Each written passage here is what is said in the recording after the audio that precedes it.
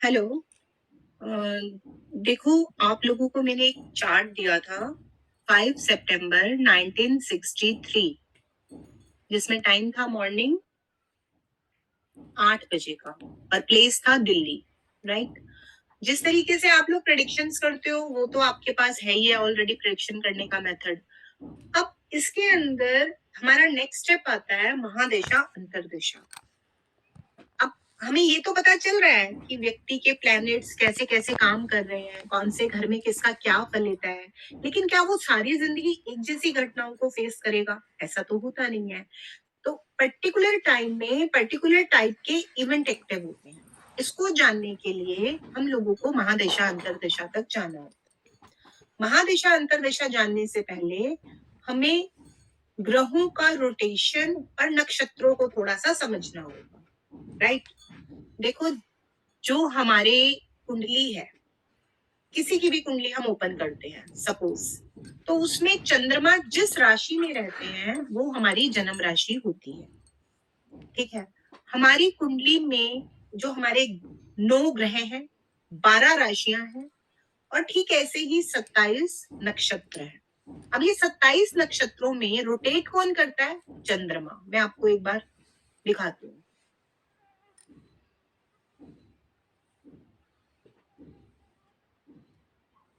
पहले आप लोग ये नोट डाउन कीजिए, ग्रहों का गोचर होता है। गोचर माने ग्रह फिक्स नहीं रहते हैं। जो आपके जन्म के समय ग्रह थे वो उस समय एक पर्टिकुलर पोजीशन में थे। राइट। वो ग्रह मूवमेंट करते रहते हैं। जैसे कि सूर्य का जो ग्रह गोचर है, सूर्य 30 दिन तक एक राशि में रहता है। संक्रांति से संक्रांति तक, मकर संक्रांति अभी भी गई है, यू नो वेरी वेल। तो 14 या 15 जनवरी को मकर संक्रांति आती है, उसके ठीक 30 दिन तक, यानी कि मकर संक्रांति का मतलब है सूर्य का राशि परिवर्तन। तो सूर्य 30 दिन तक मकर राशि में रहने वाले हैं। तो मकर राशि में प्रवेश करते हैं तो हम इसे मकर संक्रांति कहते हैं। इसके ठीक 30 दिन बाद सूर्य कुंभ राशि में चले जाएंगे, उसके ठीक 30 दिन बाद सूर्य मीन राशि में चले जाएंगे, फिर ठीक 30 दिन बाद मेष राशि में चले जाएंगे। ऐसे ही रोटेशन चलता रहता है। इसी तरह से चंद्रमा का रोटेशन 2.25 से 2.5 दिन एक राशि में रहता है। चंद्रमा 28 दिन के अंदर 12 राशियों में कवर कर लेते हैं, 2.25 से 2.5 दिन। सपोज अगर आप आज का पंचांग निकाल, आज की डेट निकालेंगे तो चंद्रमा जिस राशि में होंगे वहां आपको उसकी डिग्रीज मिलेंगी। ठीक है। मैं आपको, आप लोग जस्ट अपना ओपन करके करंट इस समय का टाइम डाल के देखिएगा, वहां आपको चंद्रमा की डिग्रीज मिलेंगी जो आप ग्रहों की आयु करते हैं। चंद्रमा की वो जो 30 डिग्री की आयु है वो चंद्रमा 2.25 से 2.5 दिन में पूरी कर लेता है। वो 12 घरों में 2-2 घंटे एक ही घर में रहता है और अप्रोक्स आप नोट डाउन करेंगे कि कैसे उसकी डिग्रीज कवर हो रही हैं। तो चंद्रमा एक राशि से दूसरी राशि में 2.25 दिन तक रहता है। ठीक है। अब इस 2.25 दिन के अंदर चंद्रमा कहाँ घूमते हैं? मंगल 45 दिन राशियों में घूम रहे हैं, बुध 25 से 28 दिन राशियों में घूम रहे हैं, गुरु 12 से 13 महीना राशियों में घूम रहे हैं, शुक्र भी राशियों में घूम रहे हैं, शनि भी राशियों में घूम रहे हैं, राहु केतु भी राशियों में घूम रहे हैं। परंतु चंद्रमा कहाँ घूमते हैं इसको हमें थोड़ा सा जानना होगा। राइट।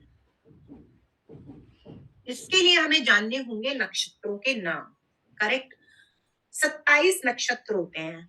ये आप ऐसा मान के चलिए जैसे हमारी तिथियां होती हैं, 1 2 3 4 महीने के आपके 30 दिन होते हैं, वैसे ही रोज एक नक्षत्र होता है। अश्विनी, भरणी, कृत्तिका, रोहिणी, लगभग 24 घंटे तक एक नक्षत्र रहता है और चंद्रमा इन्हीं नक्षत्रों में घूमते हैं। ठीक है। यानी कि 2.25 दिन जो चंद्रमा ने घूमना है वो इन नक्षत्रों में चलना है। और ये जो नक्षत्र है, ये जो 27 नक्षत्र हैं, इनके जो गवर्निंग अथॉरिटीज हैं, उनपे जो मालिकाना हक है वो ग्रहों का है। अश्विनी नक्षत्र, ये जो आपके नक्षत्रों के नाम है, अश्विनी, भरणी, कृत्तिका, रोहिणी, मृगशिरा, आद्रा, पुनर्वसु, पुष्य, अश्लेषा, मघा, पूर्व फाल्गुनी, उत्तरा फाल्गुनी, हस्त, चित्रा, स्वाति, विशाखा, अनुराधा, ज्येष्ठा, मूल, पूर्वाषाढ़ा, उत्तराषाढ़ा, श्रवण, धनिष्ठा, शतविशा, पूर्वा भाद्रपदा, उत्तरा भाद्रपदा और रेवती। ये 27 नक्षत्र हैं। इन ये 27 नक्षत्र भी 9 ग्रह ही गवर्न करते हैं। अश्विनी, मघा और मूल के मालिक केतु है। भरणी पूर्वा फाल्गुनी और पूर्वाषाढ़ा के मालिक शुक्र है। कृत्तिका उत्तरा फाल्गुनी और उत्तराषाढ़ा के मालिक सूर्य है। रोहिणी हस्त श्रवण के मालिक चंद्र है। मृगशिरा चित्रा घनिष्ठा के मालिक मंगल है। आद्रा स्वाति शतभिषा के राहु। पुनर्वसु विशाखा पूर्वा भाद्रपदा के गुरु। पुष्य अनुराधा उत्तरा भाद्रपदा के शनि। अश्लेषा ज्येष्ठा और रेवती के बुध। करेक्ट। अब जिस भी व्यक्ति का जन्म जिस भी नक्षत्र में होता है उसके ऊपर रूलिंग प्लैनेट अगेन ये 9 ग्रह आ जाते हैं। पहले हम चंद्र की रोटेशन को समझते हैं, राइट, फिर हम आगे मूव करेंगे।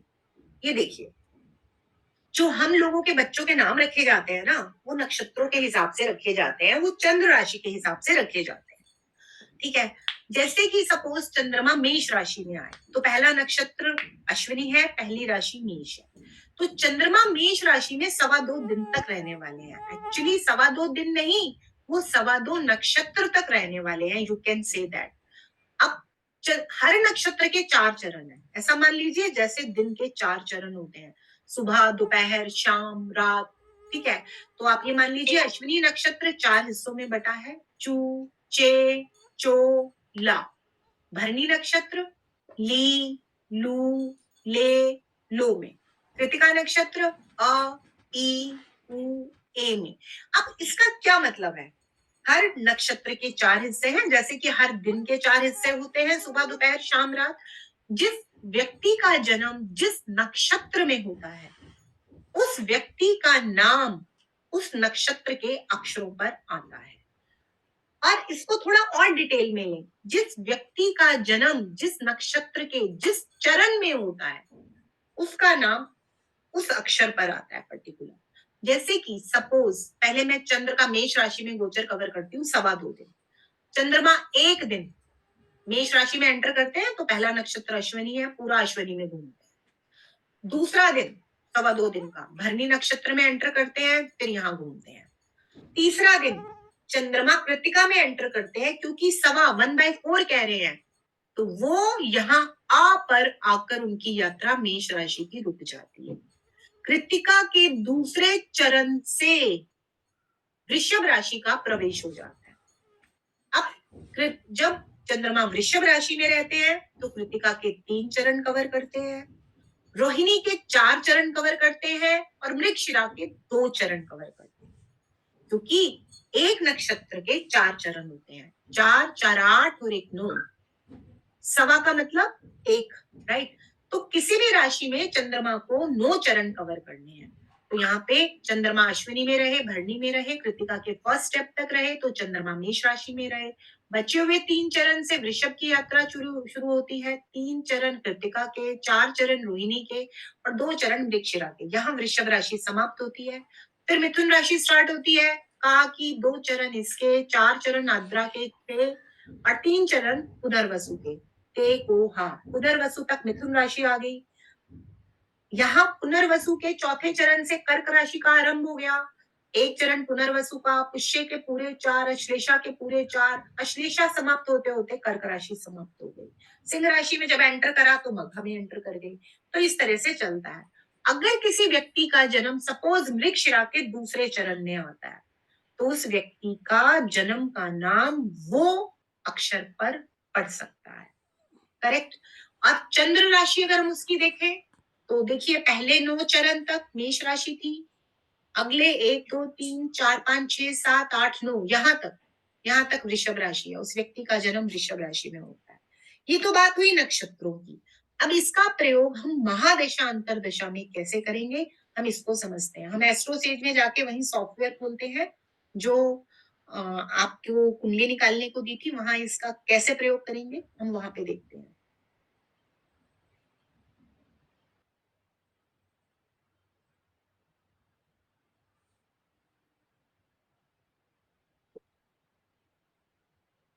ये सेम वही चार्ट है जो मैंने आपको दिया था। अगर आप चेक करेंगे, कन्या लगन में बुध, दूसरे में मंगल, तीसरे में खाली, चौथे में केतु, 5वें में शनि, छठा खाली, 7वें में गुरु चंद्र, 8वां खाली, 9वां खाली, 10वां राहु, 11वां कुछ नहीं और 12वें में सूर्य और शुक्र, करेक्ट।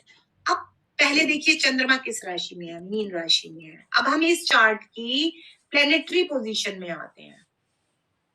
जब आप आगे जाएंगे तो आपको प्लेनेटरी पोजीशन मिलेगी।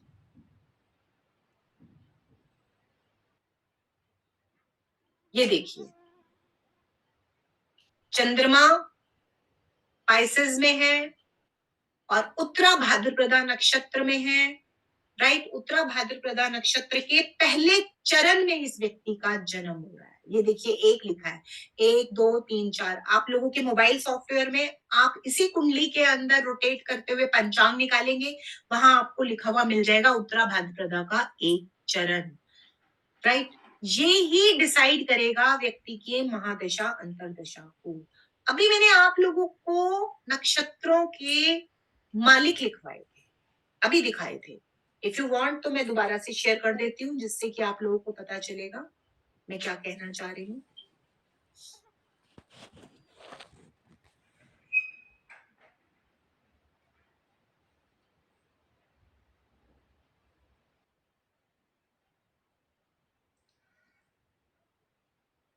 ये देखिए, मैंने अभी आपको बोला इस व्यक्ति का जन्म उत्तरा भाद्रपदा में हुआ, तो उत्तरा भाद्रपदा का मालिक कौन है? शनि। तो इस व्यक्ति का जो जन्म है वो शनि की महादशा में होगा। हमने जो इतनी सारी चीजें पढ़ी, इसका क्या मकसद था? पहले हमने ये जानने की कोशिश की कि हमारी जन्म राशि कैसे निकलती है। दूसरी बात, हमने ये जानने की कोशिश की कि चंद्रमा किस प्रकार से नक्षत्रों में चलते हैं। अब तीसरी बात हमने जानी, हर नक्षत्र के 4 चरण है। तो व्यक्ति का जन्म नक्षत्र के जिस चरण में होता है वो व्यक्ति हर ग्रह की महादशा भोग चुका होता है। अब ये महादशा क्या होती है, अब यहाँ आपको नोट डाउन करना पड़ेगा। किसी भी व्यक्ति के जीवन में केतु की महादशा 7 साल चलती है। नोट डाउन कीजिए, 7 साल। शुक्र की महादशा कितने साल चलती है? 20 साल, 20 इयर्स। सूर्य की महादशा 6 साल। चंद्र की महादशा 10 साल। मंगल की महादशा 7 साल। राहु की महादशा 18 साल। गुरु की महादशा 16 साल। शनि की महादशा 19 साल और बुध की महादशा 17 साल। करेक्ट। अब इस व्यक्ति का जन्म उत्तरा भाद्रपदा में पहले चरण में हुआ है और ये शनि की महादशा में पैदा हुआ। महादशा मतलब इस व्यक्ति के जीवन में इसके कुंडली के शनि का प्रभाव बहुत ज्यादा देखा जाएगा। इसको साधारण शब्दों में ऐसे ले लेते हैं। अब शनि की महादशा होती है हमारी 19 साल। तो ये कैसे डिसाइड हो कि जब व्यक्ति का जन्म हुआ है तो क्या पूरी की पूरी इसको 19 के 19 साल भोगने पड़ेंगे? ऐसा नहीं होता है। जिस भी व्यक्ति का जन्म जिस भी नक्षत्र के जिस चरण में होता है, जितने टाइम वो नक्षत्र निकल चुका है, अब हमें तो नहीं पता है, सपोज 5:30 बजे वो नक्षत्र शुरू हुआ था, पहले चरण के भी 2 घंटे निकल चुके हैं, 4 घंटे निकल चुके हैं, तो 19 साल में से वो टाइम बीत चुका है। यानी ये मान लीजिए कि उत्तरा भाद्रपदा का नक्षत्र यदि 23 से 24 घंटे रहता है, तो इस 23-24 घंटे में पैदा होने वाले लोग शनि की महादशा में पैदा होंगे। और जितना वो नक्षत्र का समय बीत चुका होगा, जितने चरण बीत चुके होंगे, वो महादशा उसकी जिंदगी से निकल चुकी होगी। इसको अब मैं आपको जाके सॉफ्टवेयर में शो करके दिखाती हूँ।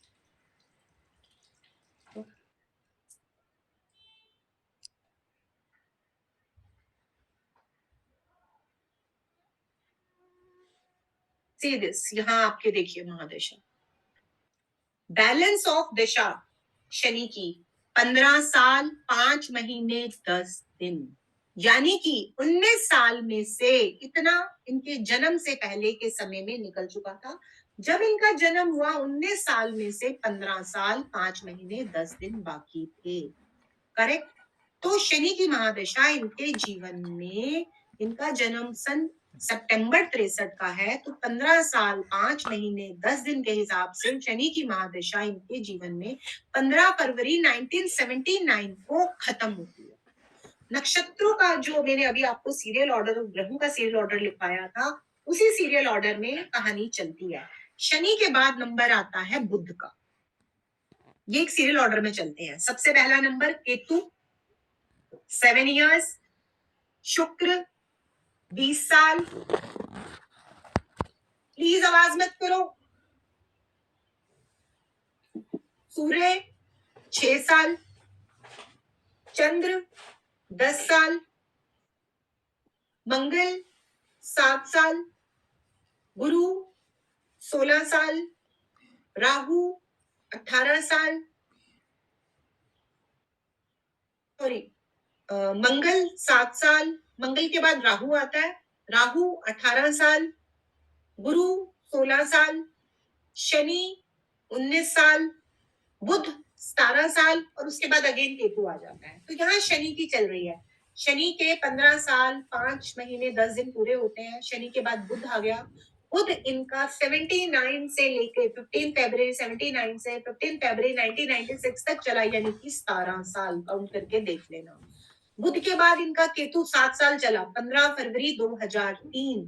केतु के बाद इनका शुक्र चला 30 साल, 15 फरवरी 2023, जो कि अभी इनका खत्म हो जाएगा। और वहां से इनका सूर्य चलेगा 6 साल के लिए, 15 फरवरी 2029। फिर इनका चंद्र चलेगा 15 फरवरी 2039, 10 साल के लिए।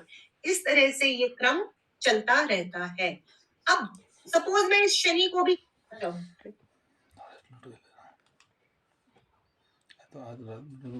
तो ये देखिए, यहाँ मैंने क्लिक किया। अगर आप वहां देखेंगे तो आपको सॉफ्टवेयर के अंदर आपके महादशा दिखेगी, फिर अंतरदशा दिखेगी, राइट।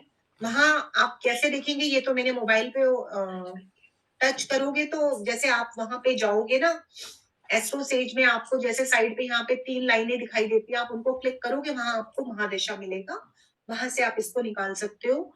नहीं तो मैं क्लास में भी आपको बता दूंगी। फिलहाल बस इसको एक बार समझने की कोशिश कीजिए। बैलेंस ऑफ दशा, जो शनि बचा हुआ है वो शनि भी आपका 9 हिस्सों में बटेगा, मतलब 9 ग्रहों में। शनि में शनि चलेगा, फिर शनि में बुध चलेगा, फिर शनि में केतु चलेगा।